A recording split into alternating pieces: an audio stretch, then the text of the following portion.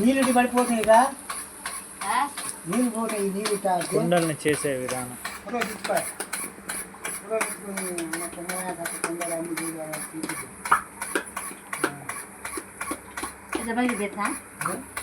ఇది బూడిద, అది బూడిద వెళ్తున్నారు ఇప్పుడు. బూడిద వెళ్ళి దాని కింద మచ్చు పెట్టి పైన మళ్ళీ నీళ్ళ తడితో దాన్ని సరి చేస్తున్నారు. గ్రేట్నెస్ ఉన్నది అంత నీట్గా వచ్చి.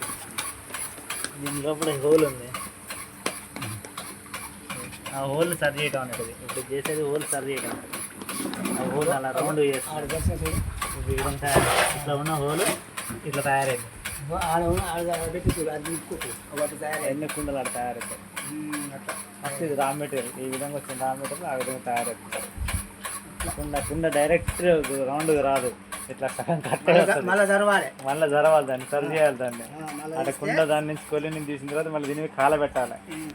కాలబెట్టిన తర్వాత అప్పుడు కొనుక్కుంటారు. మళ్ళీ దీనికి రంగులు అద్దటం, బొమ్మ చేయటం ఇవన్నీ చేస్తారు.